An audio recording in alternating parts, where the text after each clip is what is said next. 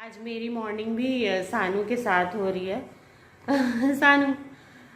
सानू को 2 दिन से ऐसा फीवर रहा, इतना फीवर रहा कि अभी उसको ठीक लग रहा है, पर छोटा बेबी है तो उसको रिकवर करने के लिए थोड़ा टाइम लगेगा। बट वो उतना ज़्यादा रोता नहीं है, परेशान नहीं करता है। बस हाँ कि नाइट में सो नहीं पाता अच्छे से, क्योंकि कोल्ड की वजह से, कफ की वजह से उसको ब्रीदिंग में प्रॉब्लम हो रही थी। सानू, जैसे हम लोग को भी हो जाता है ना, बड़े लोग को, तो हम लोग कितने परेशान हो जाते हैं, मतलब मुंह का टेस्ट ही बदल जाता है। वैसे इसके भी मुंह का टेस्ट बदल गया है, कुछ भी खाता नहीं अच्छे से। ये सारे कपड़े हैं, इसको मैंने सुखाया था वॉश करके, अभी इसको मैंने फोल्ड भी नहीं किया है, इतने सारे कपड़े बचे हुए हैं। और छोटा बेबी होता है तो हर दिन कपड़े निकलते जाते हैं, और इतने स्लॉट में कपड़े निकलते हैं कि मैं धो भी नहीं पाती हूँ, परेशान हो जाती हूँ। अगर हम मॉर्निंग में लेट उठते हैं तो हमारा जो काम है वो बहुत लेट हो जाता है, स्लोली चलता रहता है, तो हम जल्दी काम अपना करते हैं। मैं वॉशिंग एरिया में आ गई हूँ। कपड़े बहुत सारे बचे हुए थे जो मैंने इवनिंग में नहीं धोया था, नाइट पे थोड़े धो लिए थे, इवनिंग में बचा हुआ है। इवनिंग में जो बचा हुआ था, कुछ कपड़े मैंने वॉशिंग मशीन में डाल दिए थे और कुछ कपड़े वॉशिंग मशीन के ऊपर रख दिए हैं। रख दिए थे मैंने रात में, क्योंकि बहुत टायर्ड थी, मैं सो गई थी। थोड़ा सो लिया था मैंने, जब तक सानू सोया हुआ था। रात को 9 बजे सोया था वो, तो मैं भी रात में 9 बजे सो गई थी कल। फिर उसके बाद जब ये ऑफिस से आया तो फिर मैं उठी। अब मैं कपड़े वॉशिंग मशीन में जल्दी से डाल दूँगी ताकि वो धुल जाए और मैं ब्रेकफास्ट बना लूँ, तो थोड़ा टाइम को सेव करूँ मैं, क्योंकि आज मॉर्निंग में तो मैं बहुत लेट से उठी हूँ सानू के साथ। देखो वॉशिंग मशीन के ऊपर भी कपड़े रखे हुए हैं और वॉशिंग मशीन के अंदर भी कपड़े मैंने डाल के रखे, तो जल्दी से ये काम करते हैं। तो जनरली मैं कपड़ों को वॉश करने के लिए लिक्विड यूज़ करती हूँ, ये एरियल का लिक्विड।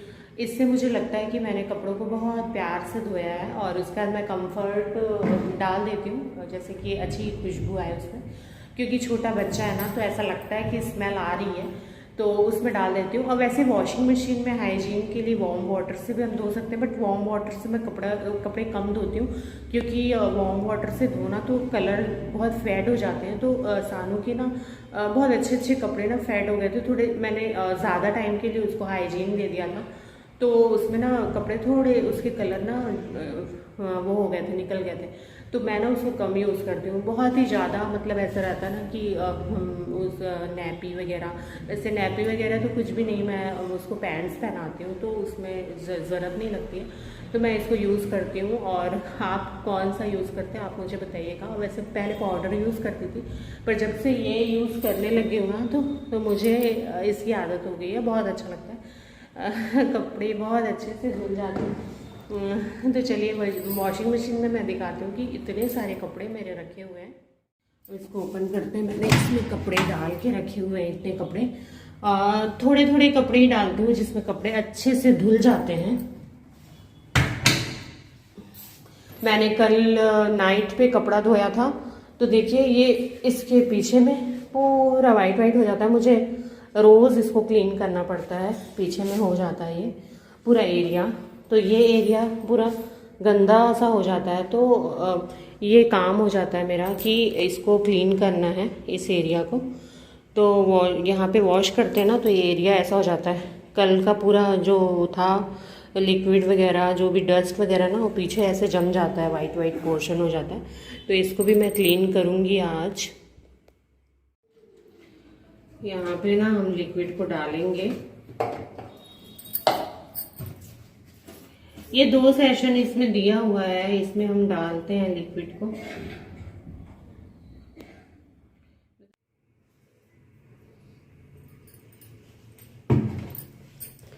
अब देखिए इसमें 2 सेशन दिया हुआ है, इसमें लिक्विड डाल देते हैं और इसमें आप कैप्सूल और जो पाउडर वगैरह भी डाल सकते हो, या इसमें ही पाउडर डाल सकते हो। दोनों में वैसे है ऑप्शन, आप डाल सकते हो पाउडर, वो ले लेता है। जैसे इसमें मैंने लिक्विड डाला तो वो फिर धीरे धीरे पूरा निकल जा रहा है, पहले भी डाला था तो वो निकल जाता है, नीचे चला जाता है। जैसे हम इसको बंद करेंगे, फिर यहाँ से मैं मोड पे लगा देती हूँ। जैसे हमको क्या, यहाँ से मैं ऑन कर देती हूँ, ये ऑन कर दिया मैंने। फिर यहाँ पे ये पूछता है कि आपको किस में धोना है। जैसे यहाँ पे ऑप्शन दिया हुआ है यहाँ पे ऑप्शन दिया हुआ है कि सुपर इको वॉश है, ये सुपर इको वॉश दिया हुआ है, फिर ये 15 मिनट्स की क्विक वॉश, फिर डेली वॉश, फिर डेलिकेट उसके डेनिम्स और हाइजीन के लिए। ये डेलिकेट्स के लिए तो मैं जनरली यूज़ नहीं करती हूँ। उसके बाद कॉटन है, उसके बाद बहुत सारे ऑप्शन दिए हैं, वूल्स के लिए दिए हैं कि राइस स्पिन के लिए, फिर स्पिन है, फिर इको ड्रम क्लीन है लास्ट में, ये इको ड्रम क्लीन।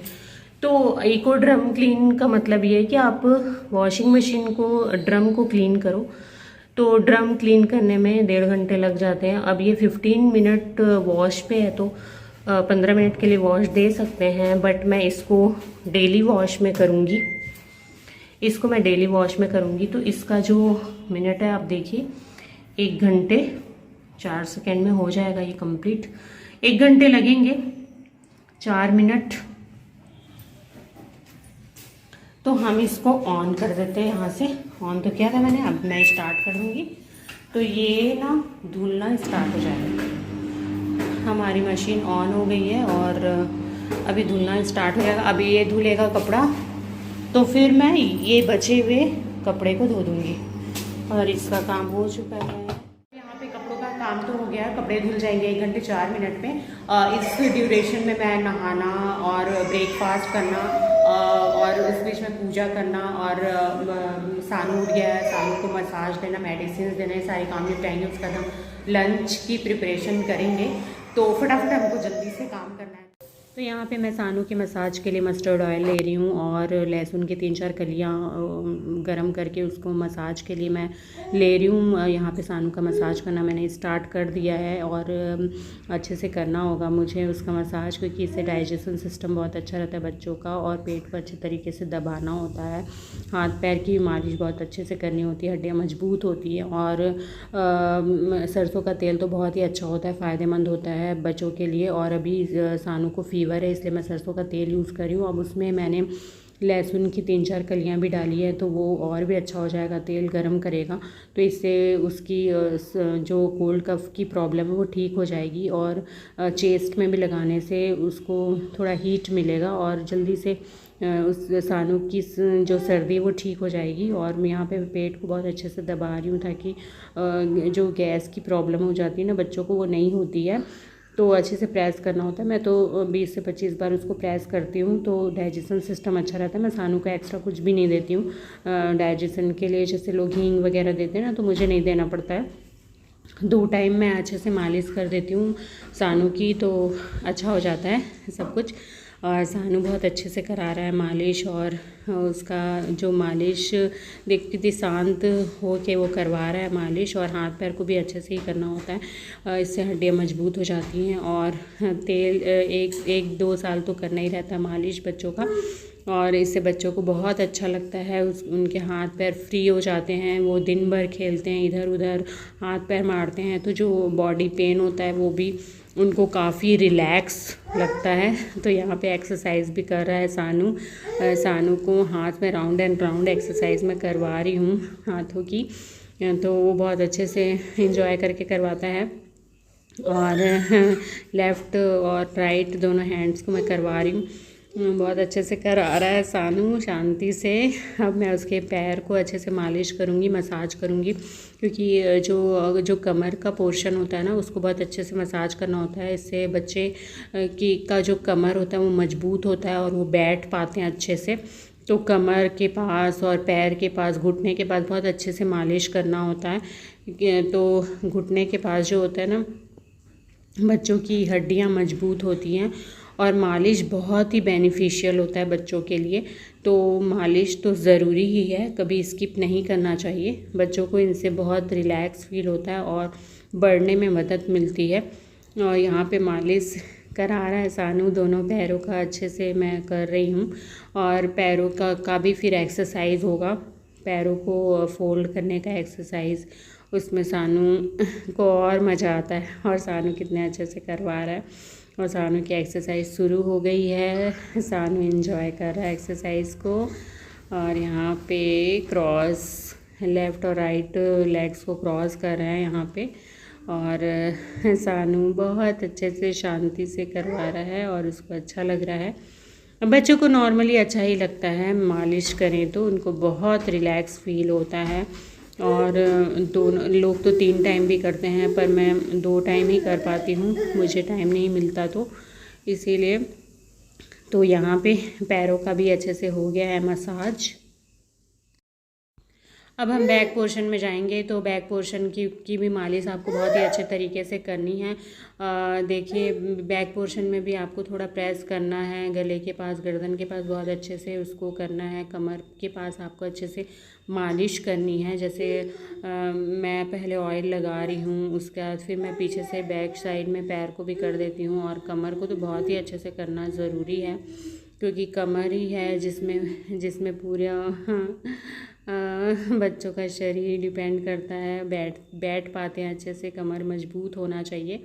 तो यहाँ पे मैं मालिश कर रही हूँ उस सानू का, थोड़ा रिलैक्स ऐसे आराम से कर रही हूँ ताकि उसको बहुत ही रिलैक्स लगे। तो वो अच्छे से करवा रहे हैं मालिश। बच्चों को बहुत ही अच्छा लगता है मालिश करवाने में। और यहाँ पे आप पेट की भी जो मालिश होती है ना, बहुत अच्छे से करना चाहिए। आप उसको 10 से 20 बार या 25 बार भी कर सकते हो, और कमर के पास ज़्यादा थोड़ा अच्छे से करना होता है। तो मैं यहाँ पे कर रही हूँ। तो यहाँ पे सानू का मसाज कंप्लीट हो जाएगा। आज मैं लंच में प्रिपेयर करने जा रही हूँ भिंडी की सब्ज़ी। भिंडी की सब्ज़ी के लिए मैंने यहाँ पे मिर्च ले लिया है, ऑनियंस ले लिए हैं, और सानू के लिए मैं हेल्दी फूड बनाने जा रही हूँ। तो आज मैं उसको सारे वेजिटेबल्स के साथ ये दाल मिक्स करके दे रही हूँ ताकि उसको हाई प्रोटीन मिले। और उसके बाद फिर मैंने यहाँ पे बैंगन लिया है, बैंगन को गोल गोल चॉप करके मैं इसको पैन में हल्का ऑयल डाल के इसको फ्राई करूँगी। वो मुझे चावलों के साथ अच्छा लगता है, तो ये मैं बनाऊँगी आज। और ये सानू के लिए जो मैंने वेजिटेबल लिया है ना, तो इसमें सारे वेजिटेबल्स हैं। जैसे मैंने यहाँ पे कैप्सिकम लिया है, कैरेट लिया है, और टमाटर लिया है, लेडी फिंगर लिया है, जो भी आपके पास सब्ज़ी है। मेरे पास ये सब्ज़ी अवेलेबल थी, पर कैरेट और कैप्सिकम तो मैं करती ही हूँ, उसमें ऐड करती हूँ वेजिटेबल्स में। बाकी सारे एडिशनल रहते हैं मेरे। तो सारे वेजिटेबल्स को मैंने ले लिया है, और इसको मैं दाल बनाऊंगी सानू के लिए। तो आज मैं लंच में ये बनाने जा रही हूँ। और आज मुझे लंच अकेले ही करना है, क्योंकि मेरे हस्बैंड ऑफिस में करेंगे, आज पार्टी है वहाँ पर। तो आज मैं लंच अकेले ही करूँगी, इसलिए मैं अकेले के लिए मैंने सब्ज़ी बना ली है, और बैंगन की सब्ज़ी।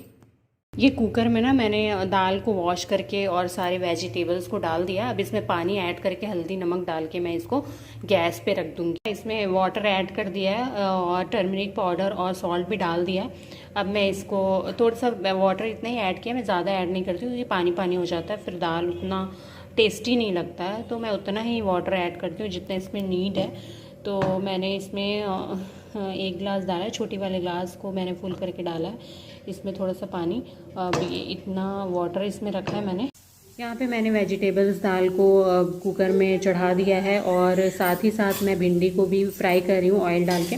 कुछ नहीं किया मैंने, बस ऑयल डाला है, उसमें कटी हुई भिंडी को डाल दिया है, और बस इसको थोड़ा रोस्ट कर रही हूँ, क्योंकि मैं पहले भिंडी को रोस्ट कर लेती हूँ, उसके बाद उसके लिए जो भी प्याज वगैरह है उसको बाद में फ्राई करती हूँ मैं। तो यहाँ पे मैं भिंडी को रोस्ट करने के लिए सिंपल ऑयल डाल के उसको रोस्ट कर रही हूँ। यहाँ पे ना मैंने भिंडी को पका लिया है, भिंडी पक चुकी है, ब्राउनिश हो चुकी है, थोड़ा सा रोस्ट करना ही होता है बस। तो यहाँ पे मैंने बस ऑयल डाल के उसको रोस्ट कर लिया है, तो ब्राउनिश हो चुकी है। अब मैं इसे पैन से निकाल लूँगी। तो यहाँ पे मैंने पैन ले लिया, पैन में मैंने थोड़ा सा ऑयल डाला है। ऑयल डालने के बाद अब मैं इसमें थोड़ी सी ज़ीरा, लहसुन, मिर्च और अनियंस को डाल लूँगी। तो मैंने यहाँ पे लहसुन डाल दिया है, जीरा डाल दिया है। अब यहाँ पे मैं अनियंस को डाल के उसको फिर थोड़ा सा भून लूँगी अच्छे से। मैंने यहाँ पे मिर्च भी डाल दिया है। अब मैं उसको अच्छे से भूनूँगी डालकर। अब मैंने यहाँ पे एक टमाटर को चॉप करके डाल दिया है। मैं भिंडी की सब्ज़ी जब भी बनाती हूँ तो मैं ऐसे ही बनाती हूँ, पहले भिंडी को रोस्ट कर लेती हूँ, रोस्ट करके निकालती हूँ। उसके बाद फिर प्याज, जो भी डालना, प्याज, लहसुन, मिर्च, और फिर टमाटर डाल के उसको फिर अच्छे से चला लेती हूँ, पका लेती हूँ। जैसे टमाटर अच्छे से गल जाएँ, नमक और हल्दी डाल के अच्छे से टमाटर अच्छे से जब गल जाते हैं ना, तो गलने के बाद फिर मैं लास्ट में उसमें भिंडी ऐड कर देती हूँ। तो ये मैंने भिंडी यहाँ पे ऐड कर दिया है, और उसके बाद मैं उसको 2 मिनट के लिए और पका लेती हूँ। पकाने के बाद फिर ये मेरा भिंडी बनाने का तरीका है। तो मुझे ऐसी वाली भिंडी अच्छी लगती है, तो मैं भिंडी जब भी बनाती हूँ तो ऐसी वाली बनाती हूँ, या फिर भरवा भिंडी बनाती हूँ। तो दोनों ही अच्छी लगती है मुझे, भरवा भिंडी भी अच्छी लगती है। तो हमारी ये सब्ज़ी बनकर तैयार है। अब मैं यहाँ पे बैंगन के कटलेट बनाने की तैयारी करूँगी। बैंगन को मैंने गोल गोल चॉप किया था। अब उसमें मैं हल्दी डाल रही हूँ। हल्दी डालने के बाद हल्का सा सॉल्ट डाल दूँगी। सॉल्ट डालने के बाद मैं उसको अच्छे से मिक्स कर लूँगी। मैं ऐसे ही बनाती हूँ, मुझे ऐसे ही पसंद है, तो मैं ऐसे मिला लूँगी। सिंपल ही बनाती हूँ। उसके बाद फिर मैं एक पैन में थोड़ा सा ऑयल डाल के इनको मैं डाल देती हूँ और फिर उसको पलट रही हूँ मैं। यहाँ पे थोड़ा सीख जाते हैं, अच्छे से सिका जाते हैं, तो फिर अच्छे लगते हैं खाने में। चावलों के साथ मैं ज़्यादा इनको खाती हूँ, तो बहुत अच्छे लगते हैं। मैं इनको बैंगन के कटलेट बोलती हूँ। और अब इसको मैं अच्छे से रोस्ट कर लूँगी ना, तो एक एक अच्छे क्रंची और क्रिस्पी लगेंगे खाने के लिए। तो ऐसा मैं कर लेती हूँ, एक एक करके मैं पलट रही हूँ। ज़्यादा टाइम नहीं लगता है, कम समय में अच्छे से बन जाता है ये। ज़्यादा से ज़्यादा आपको 3 से 4 मिनट लगेंगे इसको बनाने में, और आराम से बन जाते हैं। लो फ्लेम में हमको बनाना है इसको, और काफ़ी ब्राउनिश कलर आ जाता है तो हम इसको फिर बंद कर देते हैं। तो हमारा जो बैंगन का कटलेट है वो बन के तैयार हो चुका है। ये देखिए, ऐसा इसका जो टेक्सचर है वो ऐसा दिख रहा है। और ये भी कंप्लीट हो ही गया, मेरा बैंगन का कटलेट भी बन गया है। अब मैंने जो दाल बनाई थी, ये दाल बनाई थी ना, उसको मैं फ्राई कर रही हूँ। तो ये मेरी सिंपल दाल है। तो सानू के लिए मैंने वेजिटेबल्स दाल बनाई थी और वो तो बन चुकी है, सिंपल दाल है। और दूसरे गैस पे मैंने चावल रख दिया है चढ़ाने को। तो आज मैं चावल को ऐसे ही छोटी सी गंजी में बना रही हूँ। मैंने दाल भी फ्राई कर लिया। मतलब मोस्टली मेरा लंच बन के तैयार हो चुका है, क्योंकि आज तो मुझे अकेले ही लंच करना है, तो मेरे लिए तो बन के तैयार हो चुका है ये। My lunch is ready. मेरा लंच प्रिपेयर हो चुका है। यहाँ पे बैंगन के कटलेट, भिंडी की सब्ज़ी, फ्राइड दाल और राइस, ये सब बन के तैयार हो चुका है। अब मैं लंच करूँगी। यहाँ पे मेरा सारा काम ख़त्म हो गया है। लंच प्रिपेयर हो गया है, सानू का ब्रेकफास्ट हो गया, लंच हो गया, मसाज हो गया, मेडिसिन भी मैंने उसे दे दिया है, और वॉशिंग मशीन में भी कपड़े धुल गए हैं, और लंच प्रिपेयर हो चुका है। अब मैं लंच करूँगी, क्योंकि आज मुझे अकेले करना है। शिशिर तो ऑफिस में करेंगे आज उनकी पार्टी, जैसे मैंने बताया था। तो सारे काम आज हो गए हैं। मॉर्निंग टू आफ्टरनून का ये मेरा रूटीन है जो आज हो गया है कंप्लीट। और यही नॉर्मल सबका रूटीन यही होता है, जो वुमेंस होती हैं वर्क, जो घर में रहती हैं, उनका यही रहता है आफ्टर मदरहुड। तो आज मैंने ये सारे काम किए। वॉशिंग मशीन में जो कपड़े डाले थे वो धुल गए हैं, और बाकी के कपड़े बचे हुए हैं। पर वॉशिंग मशीन में जो कपड़े हैं वो भी मैं शायद ही सुखा पाऊंगी, क्योंकि सुखा ही नहीं पाऊंगी, क्योंकि वेदर इतना ख़राब है कि बाहर मैं डाल ही नहीं सकती। बारिश होगी, भारी बारिश होगी, ऐसा मुझे लग रहा है। काली घटाएं छाई हुई है, तो कपड़े मुझे घर पे ही सुखाने होंगे। और बाकी के जो कपड़े वो पेंडिंग रहेंगे मुझे धोने के लिए। बहुत सारे कपड़े हैं और उसको मैं कैसे धोऊंगी, वेदर ही ऐसा हो जा रहा है, और कपड़े आए दिन इकट्ठे हो जा रहे हैं। ये बाहर का वेदर है जो कि ख़राब हो रखा है। आज बिल्कुल भी धूप की संभावना नहीं है, और बारिश होगी, तो कपड़े आज घर पे ही सूखेंगे। तो आज का मेरा रूटीन जो मॉर्निंग से आफ्टरनून का था वो मैंने आपसे शेयर किया। ये एवरीडे रूटीन होता है आफ्टर मदरहुड। बच्चों को देखना, घर पे लंच डिनर और सारी चीज़ें प्रिपेयर करना, तो उसी में हमारा टाइम चला जाता है, और टाइम मिलता ही नहीं है कि हम अपने आप को भी पैम्पर करें, पर टाइम निकालना पड़ता है। तो ये आज का मेरा रूटीन था। और अगर आप मेरे चैनल पे नए हैं तो चैनल को लाइक करें, सब्सक्राइब करें और शेयर करें। और अगर मेरे चैनल पे नए अभी तक सब्सक्राइब नहीं किया तो सब्सक्राइब किए, डेली व्लॉग के लिए, डेली रूटीन के लिए जो मैं आप लोगों से शेयर करती हूँ, और आगे भी मैं शेयर करते रहूँगी। मिलते हैं नेक्स्ट व्लॉग पे, तब तक के लिए बाय बाय।